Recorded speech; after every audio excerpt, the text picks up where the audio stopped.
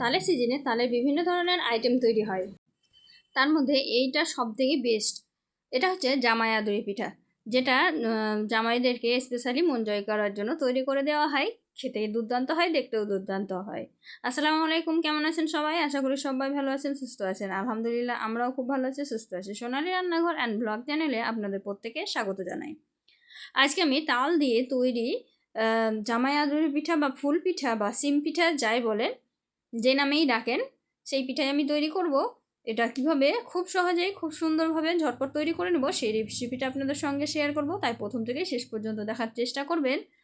আর এটা দেখতেই পাচ্ছেন কতটা সুন্দর, কতটা লোভনীয়। তো এই রেসিপিটা কি দিয়ে তৈরি করেছি না করেছি সবটাই আপনাদের সঙ্গে শেয়ার করব। ভিডিওটা প্রথম থেকে শেষ পর্যন্ত দেখছেন, কিন্তু একটা লাইক দিতে ভুলে যাচ্ছেন, তাহলে অবশ্যই একটা লাইক দিয়ে দিবেন মনে করে, কারণ একটা লাইক আমাদেরকে মোটিভেট করে নিত্য নতুন রেসিপি তৈরি করার আনন্দ বাড়িয়ে দেয়। তাই অবশ্যই একটা লাইক, একটা শেয়ার। আর একটু যদি নতুন ভিডিওটা প্রথমবার আমার চ্যানেলে এসে থাকেন আর নতুন দেখে থাকেন, তাহলে কিন্তু চ্যানেলটাকে সাবস্ক্রাইব করে পাশে থেকে যাবেন। একটা ভিডিও তৈরি করতে অনেক পরিশ্রম লাগে, আর অনেক পরিশ্রম করার পরে একটা ভিডিও তৈরি হয়, তাই চেষ্টা করবেন একটু সম্পূর্ণ দেখার। আর যদি ভালো লাগে থাকে অবশ্যই লাইক করে দিবেন। তো চলুন দেখে নেওয়া যাক আজকের রেসিপি। এই যে আমি প্রথমেই আপনাদেরকে দেখিয়ে দিলাম যে কতটা সুন্দর একটা রেসিপি আমি তৈরি করে নিয়েছি, খুব ঝটপট। তো এই রেসিপি তৈরি করার জন্য লাগছে আমাদের তাল আর লাগছে নারকেল। নারকেলগুলো প্রথমে আমি এখানে ভেঙে নেব। এখানে আমি দুটো নারকেলের করব, আপনারা চাইলে কিন্তু বেশি করে করে নিতে পারেন। তো এই তো আমি দুটো নারকেলকে ভালোভাবে খুঁড়ে নিচ্ছি। এটা একদম ছোট ছোট করে খুঁড়ে নিতে হবে। আপনারা চাইলে এটাকে ভেঙে মিক্সির মধ্যেও কিন্তু ব্লেন্ড করে নিতে পারেন, তাতেও কিন্তু খুব সহজেই হয়ে যায় আর একদম ছোট ছোট হয়। তো যেহেতু আমাকে হাত দিয়ে তৈরি করতে বেশি ভালো লাগে, একটু দানা দানা ভাব থাকে, দাঁতে পড়লে খেতে ভালো লাগে, তার জন্য আমি হাতে করেই খুঁড়ে নিয়েছি। এটা দেখতেই পাচ্ছেন থালার মধ্যে নিয়ে নিয়েছি। আর আমি এটা গুড় দিয়ে তৈরি করব। আপনারা চাইলে চিনি দিয়েও করতে পারেন, সেটাও খেতে দুর্দান্ত লাগে, কিন্তু গুড়টা খাওয়া শরীরের পক্ষে একটু ভালো। চিনিটা প্রচুর ক্ষতি করে, তাই আমি গুড় দিয়ে তৈরি করার চেষ্টা করেছি। আপনারা যদি চান তাহলে কিন্তু চিনি দিয়ে তৈরি করে নিতে পারেন। তো এখন আমি প্রথমে তৈরি করব হচ্ছে নারকেলের পুর বা নারকেলের হালুয়া। তো তার জন্য প্রথমেই কড়াইয়ে আমি তেল দিয়ে মানে জল দিয়েছি, জলটা গরম করতে দিয়েছি। জলটা হালকা মতো গরম হয়ে গেছে। এখন একে একে আমি নারকেলের মানে গুড়গুলো দিয়ে দিব। আর গুড়গুলো আপনারা যদি চান তাহলে কিন্তু একটু মিহি করে ভেঙে ভেঙে নিতে পারেন বা গ্রেটারে গ্রেট করে নিতে পারেন। আমি গোটাই দিয়ে দিয়েছি। গ্রেট করে দিলে তাড়াতাড়ি কিন্তু গলে যায়, আর এরকম গোটা দিলে একটু সময় লাগে। তো একটু সময় নিয়ে ধৈর্য ধরে কিন্তু আমি গুড়টাকে গলিয়ে নিয়েছি। আর একটা সুন্দর একটা ফ্লেভার আসার জন্য আমি দিয়েছি এখানে এলাচ। 2 থেকে 3টা এলাচ দিয়ে দিবেন, তাহলে কিন্তু সুন্দর একটা ফ্লেভার আসবে।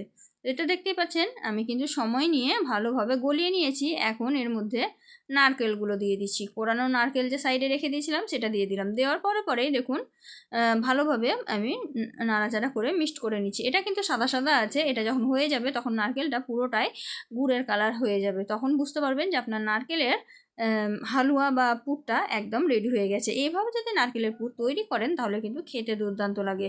দেখতে যতটা সুন্দর লাগে খেতে তার থেকে দুর্দান্ত লাগে। তো এটা দেখতেই পাচ্ছেন গুড়ের যে রসটা ছিল সেটা কিন্তু অনেকটাই কমে গেছে, আর নারকেলের কালারটাও অনেকটা চেঞ্জ হয়ে গেছে। তো নারকেলটা একদম গায়ে মাখা মাখা আঠালো ভাব আনার জন্য আমি এখানে একটু চালের গুঁড়ি ব্যবহার করব। আপনারা চাইলে ব্যবহার করতে পারেন, না হলে কিন্তু এরকম ঝরঝরাই রেখে দিতে পারেন, মানে জলটাকে শুকালে এমনিতেই মাখা মাখা হয়ে যাবে। আর এইভাবে যদি আপনি চালের গুঁড়িটা অ্যাড করে দেন তাহলে কিন্তু একদম গায়ে গায়ে লাগা আঠালো আঠালো একটা ভাব আসবে, সুন্দর হবে। তার জন্য চালের গুঁড়িটা একটু জলে ঘুলে দিয়ে দিবেন। আমি 2 চামচ মতো চালের গুঁড়ি জলের মধ্যে গুলে তারপরে দিয়ে দিয়েছি। দিয়ে আমি একটু সময় অফ ক্যামেরায় নাড়াচাড়া করে রান্না করে নিয়েছি। দেখুন কতটা কালার চেঞ্জ হয়ে গেছে আর তলায় লাগতে শুরু করে দিয়েছে দেখুন। আর রসটাও কিন্তু পুরোপুরি শুকিয়ে গেছে। এটা ঠান্ডা হওয়ার পরে আরও গাঢ় হয়ে যাবে, তাই এরকম অবস্থাতেই কিন্তু আমি নামিয়ে নিব। আর কত সুন্দর দেখুন, একদম দানা দানা বোঝা যাচ্ছে। এগুলো যখন দাঁতে পড়বে খেতে কিন্তু দুর্দান্ত লাগবে। এই যে আঠালো ভাব চলে এসেছে, আমি বন্ধ করে সাইডে রেখে দেবো ঠান্ডা হওয়ার জন্য। আর এদিকে আমি এখন একটা খামির তৈরি করে নেব। খামিরটা তৈরি করার জন্য প্রথমে নিয়ে নিয়েছি জল কড়াইয়ের মধ্যে, তারপরে এখানে দিয়ে দিচ্ছি তালের পাল্প। তালের পাল্পটা কিন্তু আমি গরম করে রেখেছিলাম, গরম করে রসটা মরিয়ে দিয়েছি, তাই এখানে জলটা অ্যাড করে এইভাবে পাতলা করে নিতে হবে। ভালোভাবে অনবরত নাড়াচাড়া করে ভালোভাবে একদম মসৃণভাবে পাতলা করে নিতে হবে। দেখুন মসৃণভাবে পাতলা হয়ে গেছে। এখন একটা বলক আসা পর্যন্ত অপেক্ষা করতে হবে, কিন্তু অনবরত নাড়াচাড়া করেই অপেক্ষাটা করতে হবে, তা না হলে কিন্তু তলায় লেগে যেতে পারে, তখন কিন্তু একটা পোড়া ভাব এলে মানে গন্ধ এলে খেতে ভালো লাগবে না। তাই এদিকে লক্ষ্য রাখতে হবে যাতে তলায় তালের পাল্পটা লেগে না যায়। তো দেখুন আমি একটা বলক আসার অপেক্ষা করছি, যেই দেখবো একটা বলক চলে এসেছে সেই আমি চালের গুঁড়ি অ্যাড করতে শুরু করব। এই তো বলক আসতে শুরু করে দিয়েছে। এখন অল্প অল্প করে কিন্তু চালের গুঁড়ি অ্যাড করতে হবে আর এইভাবে নাড়াচাড়া করে নিতে হবে। এইভাবেই খামিরটা তৈরি করতে হবে, তাহলেই আপনারা বুঝতে পারবেন যে কতটুকু লাগবে। তো আমি এখানে চালের গুঁড়ি অ্যাড করে ভালোভাবে নাড়াচাড়া করে কিছুক্ষণের জন্য ঢাকা দিয়ে রাখবো। এতে করে বাকি যে চালের গুঁড়িগুলো আছে সবগুলো সুন্দরভাবে সিদ্ধ হয়ে যাবে।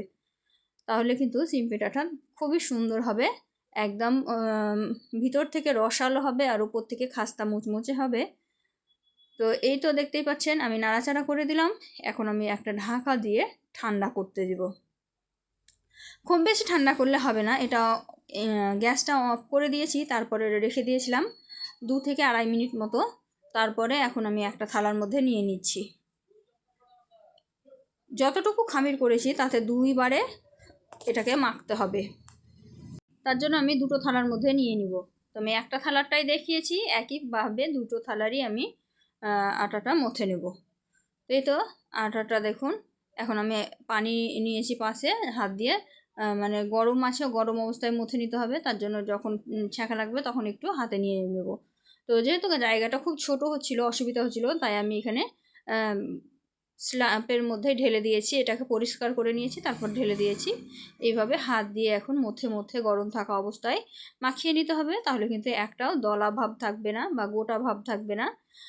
খামির করার পরে কিন্তু তাড়াতাড়ি যদি এভাবে মাখা না হয় তাহলে কিন্তু একটা গোটা গোটা ভাব চলে আসে, তখন কিন্তু রুটিটা ভালো তৈরি হয় না। আর রুটিটা যখন ভালো তৈরি হবে না তখন কিন্তু যে জিনিসটাই তৈরি করেন সেটাও কিন্তু ভালো হবে না, দেখতেও ভালো লাগবে না আর খেতেও ভালো লাগবে না, একটা গোটা গোটা দাঁতে পড়বে। তো দেখুন আমি অনবরত একদম ভালোভাবে হাত দিয়ে মাখিয়ে নিয়েছি, স্পিডটা বাড়িয়ে দিয়েছি যাতে বোঝার সুবিধা হয় আর দেখতেও পান সবটা, তাই স্পিডটা অনেকটা বাড়িয়ে দিয়েছি। আমি স্পিড বাড়িয়ে করেছি, আপনারা কিন্তু একটু সময় নিয়ে করবেন। তো যেহেতু আমার মথা হয়ে গেছে, এখন আমি একটা ভিজা কাপড়ে এটাকে 2 মিনিট 3 মিনিটের মতো রেস্টে রাখবো, তাহলে আটাটা ঠান্ডা হয়ে যাবে আর সুন্দরভাবে কিন্তু তৈরি করা হবে। তো এই তো আমি আগেও একটা বেলে নিয়েছিলাম, তারপরে আমি এখন আবার আর একটা নিয়েছি, লেচি কেটে নিয়েছি, একটা বড় করে লেচিটা কেটে নেব, কারণ বড় করে বেলবো তাহলে কিন্তু আমি এটা ছাঁচ দিয়েও তৈরি করব, আপনারা চাইলে কিন্তু হাতেও তৈরি করে নিতে পারেন। তো তার জন্য আমি এখানে বড় করে রুটিটা বেলে দেবো, কারণ বড় করে বেললে খুব তাড়াতাড়ি হবে। তো এই তো দেখতেই পাচ্ছেন আমি রুটির মতো বেলবো, খুব পাতলাও বেলবো না আবার খুব মোটাও বেলবো না। তো এই তো বড় একটা রুটি বেলে নিলাম। এখন আমি ছাঁচ দিয়ে তৈরি করব। তো প্রথমে ছাঁচটাকে আপনি আটার মধ্যে ডিপ করে নেবেন। আমি আটার মধ্যে ডিপ করিনি, তার জন্য খুলছিল না, তারপরে কিন্তু আমি সবগুলো আটার মধ্যে ডিপ করে তারপরে করেছি। তো এখন আমি যে নারকেলের হালুয়াটা তৈরি করেছি সেটা মধ্যেখানে দিয়ে এইভাবে চাপ দিলেই সুন্দরভাবে এটা তৈরি হয়ে যাবে ডিজাইন। এই দেখুন, যেহেতু এটা অনেকদিন করা ছিল না আর আটার মধ্যে ডিপ করতে ভুলে গেছি তাই একদিক ছেড়ে গেছে। তো এইভাবেই কিন্তু আমি সবগুলো তৈরি করে নেব, এভাবে খুব তাড়াতাড়ির মধ্যে হয়ে যায়। আর এগুলো খাওয়ার মজাই আলাদা, কিন্তু খাটনির ভয়ে কেউ করে না, এভাবে করলে খুব কম সময়ে তৈরি হয়ে যায়। আর এগুলো কিন্তু মেলা খেলায় সব সময় পাওয়া যায়, তাই এগুলো কিনে রাখবেন, খুব কাজের জিনিস, নতুন করে হাত দিয়ে তৈরি করতে হবে না। তো এইভাবে আমি 2-3টা তৈরি করে দেখিয়ে দিলাম আপনাদেরকে। তো এইভাবে আমি সবগুলো অফ ক্যামেরায় তৈরি করে নেব। এখানেও অনেকগুলো হয়েছিল, অফ ক্যামেরায় অনেকগুলো তৈরি করে নিয়েছি, এটা এক প্লেট দেখিয়ে দিলাম আর অনেকগুলো হয়েছিল। এই যে দেখুন থালার মধ্যে রেখে দিয়েছি সাইডে। এখন এগুলোকে ভাজা করার জন্য কড়াই নিয়েছি, লোহার কড়াই, তার মধ্যে দিয়েছি সাদা তেল, তারপরে তেলটাকে হালকা গরম করে নিয়েছি, তারপরে একে একে তেলের মধ্যে ছেড়ে দিলাম। তেলের মধ্যে ছেড়ে দিয়ে এপিট ওপিট একটু আলতো হাতে উল্টাপাল্টা করে দিয়ে গোল্ডেন ব্রাউন করে ভেজে নেব। আর এটা দেওয়ার পরে পরে দেখুন কত সুন্দর ফুলে উঠেছে। এইভাবেই প্রত্যেকটা আমার পিঠাগুলো ফুলে উঠবে। তো এই যে দেখতেই পাচ্ছেন আমি উল্টিয়ে পাল্টিয়ে ভালো করে ভেজে নিচ্ছি, যাতে করে মানে দুই পিঠ সমানভাবে কালার আসে, দেখতেও সুন্দর হবে, ভিতর থেকে সিদ্ধ হয়ে যাবে। আর এগুলো কিন্তু যেহেতু আটাটা খামির করা আছে, তাই খুব বেশি মানে লো আঁচে ভাজতে হয় না, হাই আঁচে ভাজলেও হয়। তো এটা দেখতেই পাচ্ছেন কত সুন্দর একটা বাদামি কালার চলে এসছে। এখন কিন্তু এইগুলোকে আমি তুলে নেব। খুব বেশি কালো করব না, দেখতে ভালো লাগবে না, খেতেও ভালো লাগবে না। তো এই যে দেখতেই পাচ্ছেন একদম উপর থেকে ক্রিস্পি ক্রিস্পি, ভিতর থেকে রসালো একটা পিঠে তৈরি হয়ে গেল। তো আবারও আমি একই প্রসেসে সবগুলো ভেজে নেব। আমি আর একবার দিয়ে দিলাম, দিয়ে দেখাচ্ছি। দেখুন দেখুন দিতে দিতেই কত সুন্দর ফুলে উঠছে।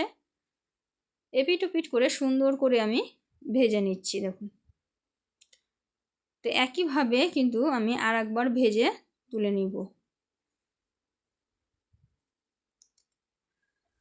এই তো ভেজে তুলে নিলাম। এভাবে অফ ক্যামেরায় আমি সবগুলো পিঠে ভেজে নিয়েছি। ভেজে নিয়ে একটা পাত্রের মধ্যে রেখে দিয়েছি। এখন আমি একটা প্লেট নিয়েছি বা ট্রে নিয়েছি, ট্রের মধ্যে এখন পরিবেশন করে দেখাচ্ছি। দেখুন কতটা সুন্দর লাগছে, দেখেই জিভে জল চলে আসছে না?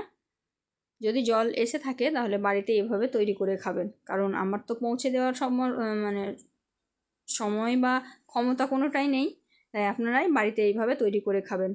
তো ভিডিওটি কেমন লাগলো অবশ্যই কমেন্টে জানাবেন, আর যদি ভালো লেগে থাকে লাইক শেয়ার কমেন্ট করতে ভুলবেন না। আর কী ধরনের ভিডিও দেখতে চান সেটাও কিন্তু কমেন্টে জানাবেন। আজকে বিদায় নিচ্ছি, দেখা হবে পরবর্তী ভিডিওতে। খোদা হাফিজ।